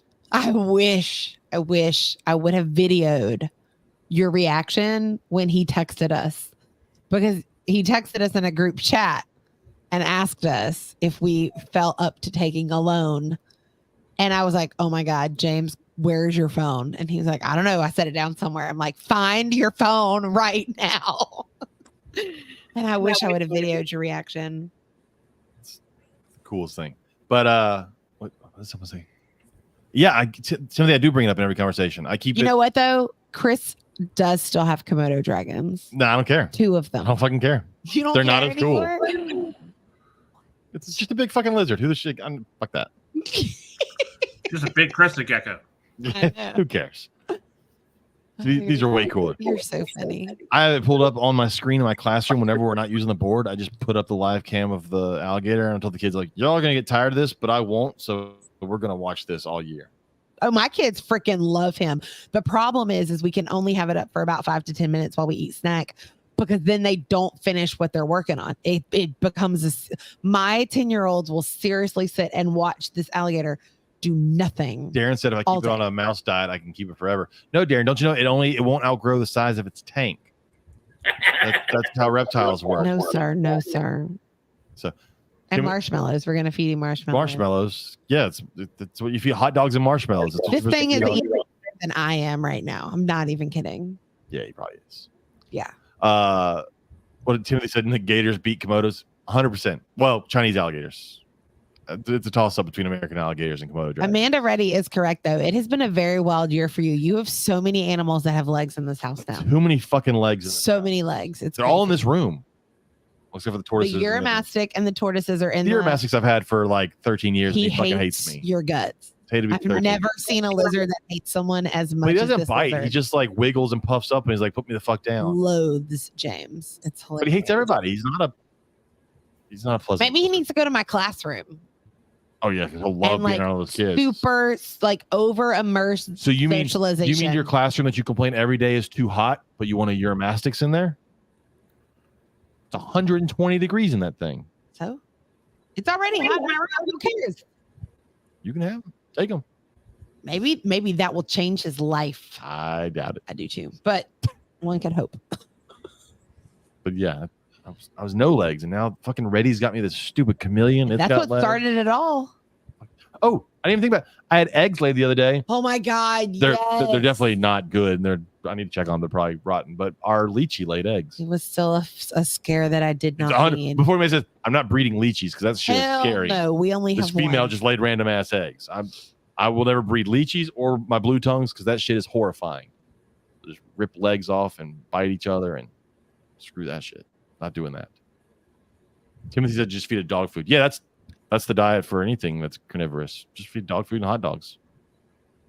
When I worked at the zoo, anytime when someone would bring us like a baby alligator, or someone brought us this big amphiuma one time, they're like, "Yeah, we've had this amphiuma for a couple months. Well, we've been feeding it hot dogs. What the fuck do you think this thing found hot dogs in the ditch? That is not what you feed an amphiuma, you asshole." Those are fun. Hot dogs. They are fun to feed shiners, though. They go ape shit over shiners. So, I know. All right, back to what we were talking about. Are we done with Facebook yet? Yes, we got through the question. Okay. The question was basically the answer was no more ball pythons and variety, which went hand in hand. And sorry, ball pythons are gonna stay. So I get the Reptiles Magazine newsletter email, which I'm sure several people listening do. Does it talk about Chinese alligators? It does not. Useless. But it's kind of cool. The Caldwell Zoo announced that they had new Texas horned lizards hatch. It's not Chinese alligator. It's not Chinese alligators, but it's still really cool. And there have been higher numbers of redback salamanders found in the northeast U.S. forests, which is also cool because that means their populations are coming back. I guess. I think it's cool. Conservation, yes, but I'm gonna stab you in the boring throat ass. in That's a about boring 2 ass salamander.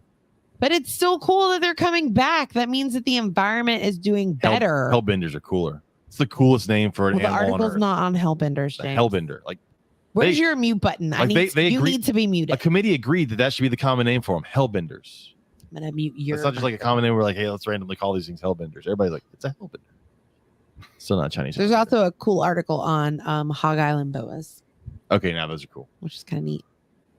I will agree there. Still not Chinese alligator. And then trans Pecos rat snakes Big eyed rat snakes. and Sonoran gopher snakes. There's also an article on those, which is kind of cool. Just a random article, or is it anything? Yeah. Like, No, it just says it's just it just focuses on those two. oh, I do. I forgot to pull up pictures. That was kind of fun. Our friend Travis Wyman had snakes born today. Oh, really? Yeah. Okay. There's like 700 pictures in our group chat. Yeah, he had. I'm make sure I read this rightly so I don't get it wrong because I know what they are, but they're Solomon Island tree boas. I'm not going to try and say the name.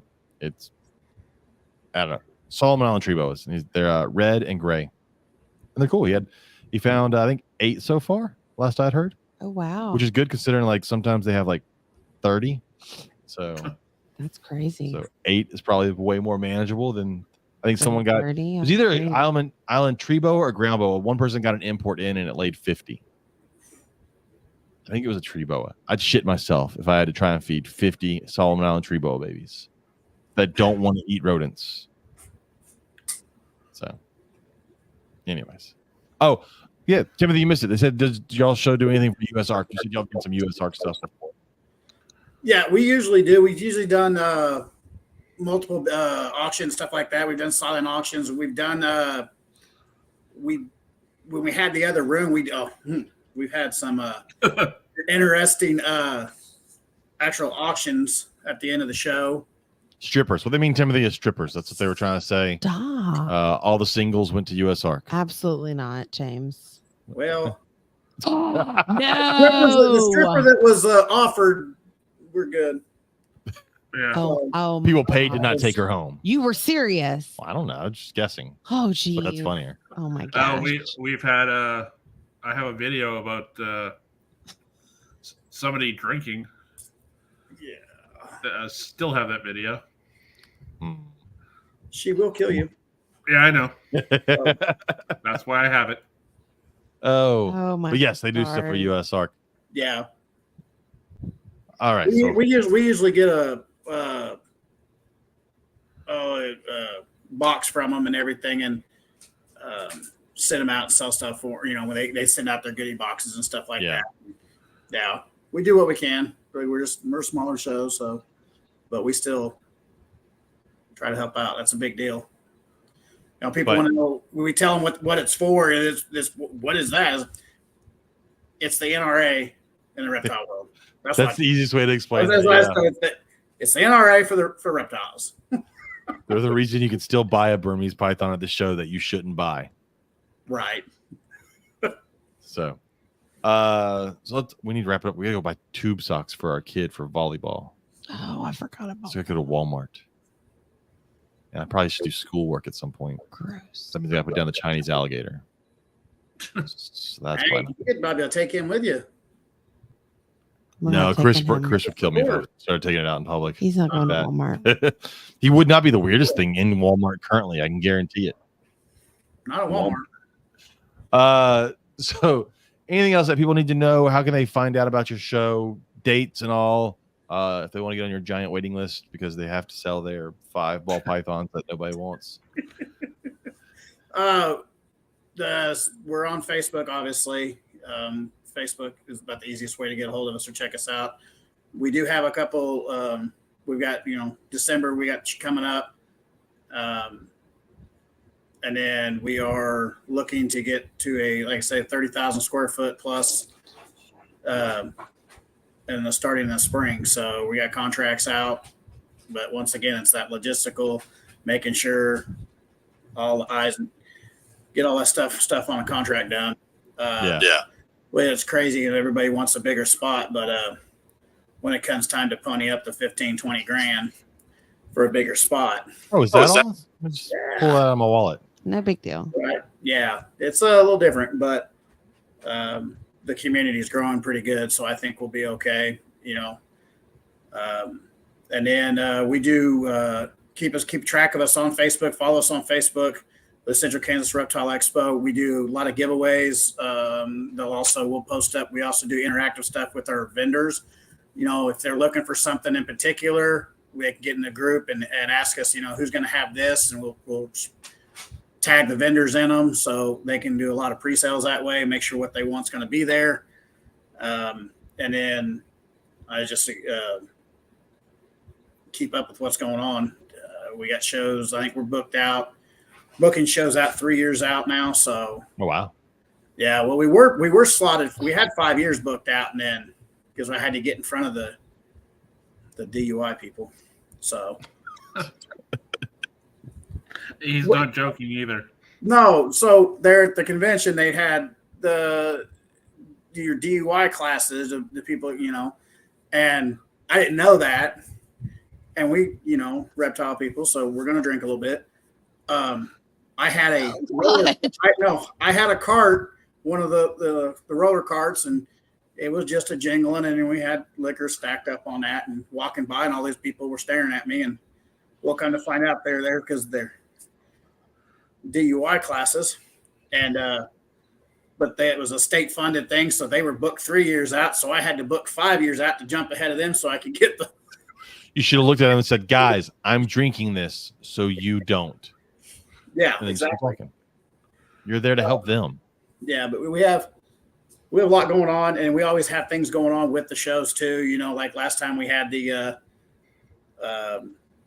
dogs out doing canine takedowns and stuff with the National Guard or the Air Force. Sorry, what National Guard? Air Force. Hope you don't get mad.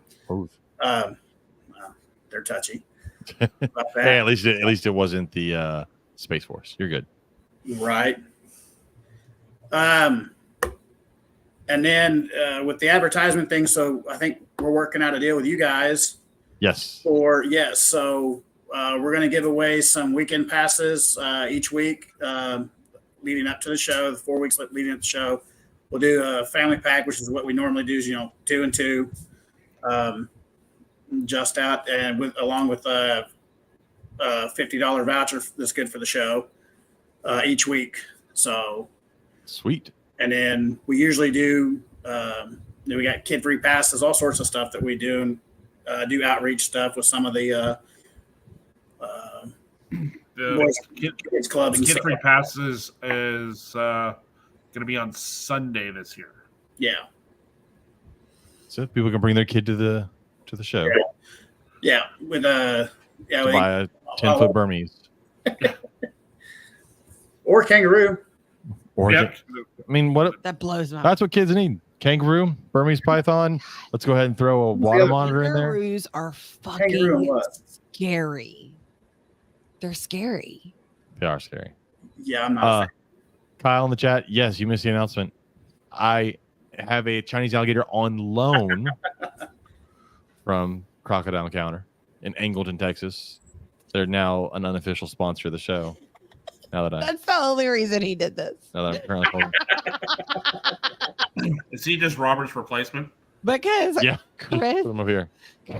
Chris Dieter could now literally get anything he wanted from you out of life. Except for this alligator back. Sorry, Chris. It went missing. I don't know where it is. Just don't come looking for it. Oh, yeah, the quality. That's what it was. Yeah. They said they had one loose a couple weeks ago. You didn't have this loose a couple weeks ago because this is a Chinese alligator, and it's better because it's Chinese. That's the only reason. And it doesn't get as big. These things. So, do y'all have a crocodilians? What are the crocodilian laws up there?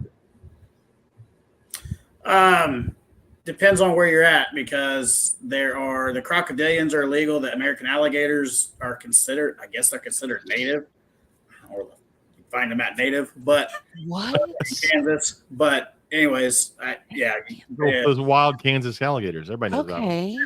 Yeah, right. We got them all the time running around the street. Gotcha.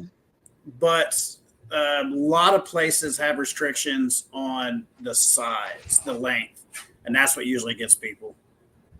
So that's where, like, I feel Chinese alligators would be the most amazing pet if they weren't endangered and such a pain to get and all the paperwork, because they don't get big. They're not assholes like dwarf caiman. So you're like, okay, right. It's small and not a dick. That's what kills me. Like, and so in Texas, you can't own an American alligator, which to me, of all the crocodilians, besides these guys, is the best pet crocodilian to own. Because alligators, they're fucking puppy dogs. Don't get me wrong; they can definitely kill you. Oh well, yeah.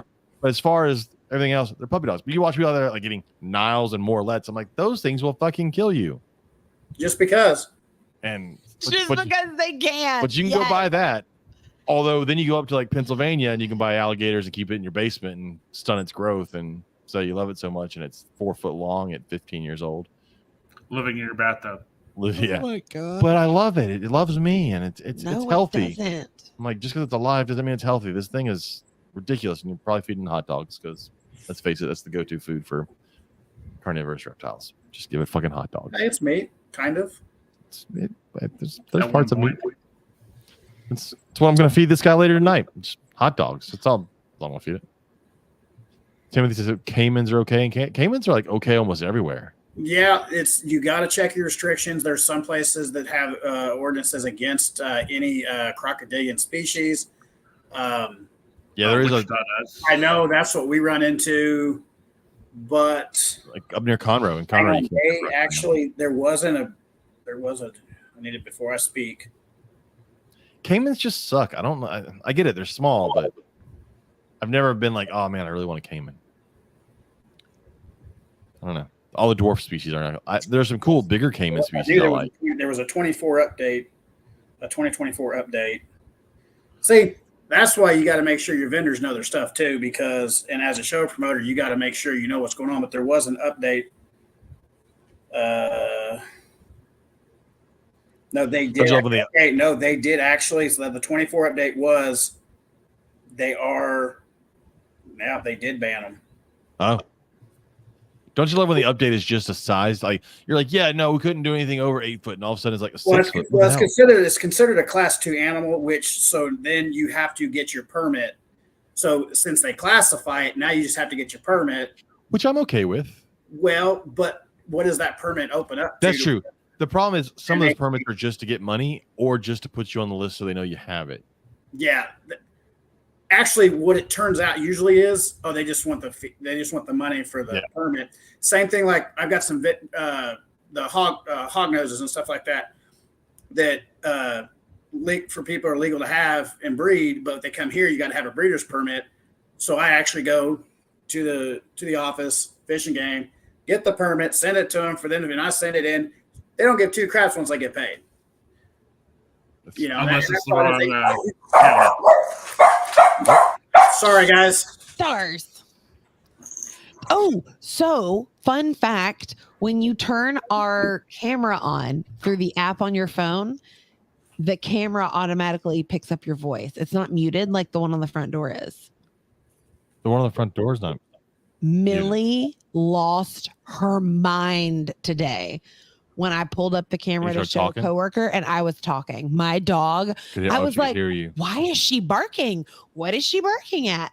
And so I pulled up the other camera to see like the whole kitchen, and she's barking at the tank because she could hear our voices, but she couldn't find us. And I was like, oh, I feel a little bad. What a jerk. I was like stressing out my dog without meaning to. All right. I'm going to Whataburger. Okay. We talked about Whataburger. Maybe a buffalo chicken sandwich before they quit having buffalo chicken sandwiches again. And then we're going to go buy fucking tube socks. We got to go buy tube socks. God, she's got to have them tomorrow. Kids suck. Unlike Chinese alligators, which are better than kids. Good thing is my kid doesn't hear this, so we're good. She probably isn't surprised to hear you say these things. She understands she is now second fiddle to this alligator. She's not the only one. I will stab you in your sleep. Just saying. Chinese alligators are really cool. Whatever. Anyways, anybody listening, go check out the Central Kansas Reptile Expo. Make a trip to Kansas. It's not, hey, look, it's not Oklahoma. True.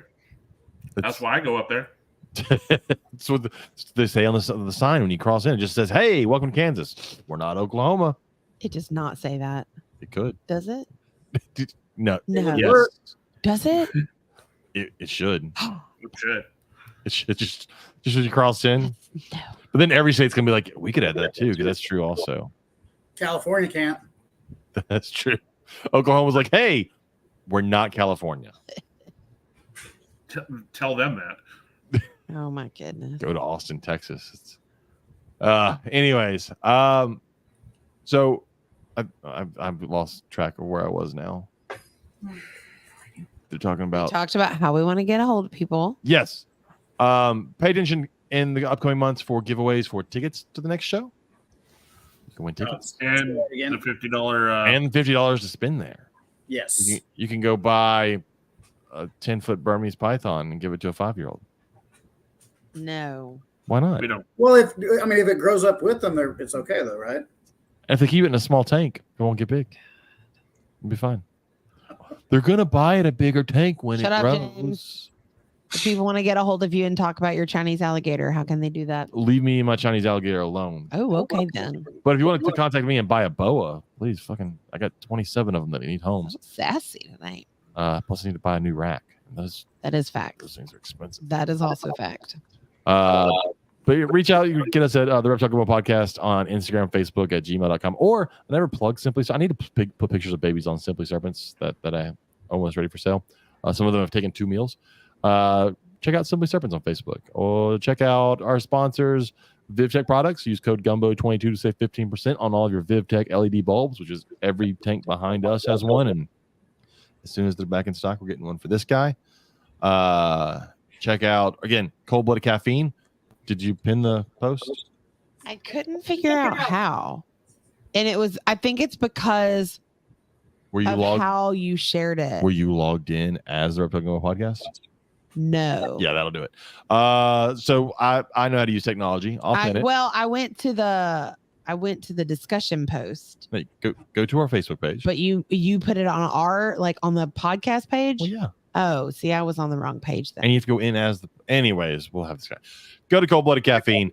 Again, 5% of all their proceeds go to conservation in the rainforest. Also, 10% of sales if you use code Reptile Gumbo go to us, and I gladly appreciate that.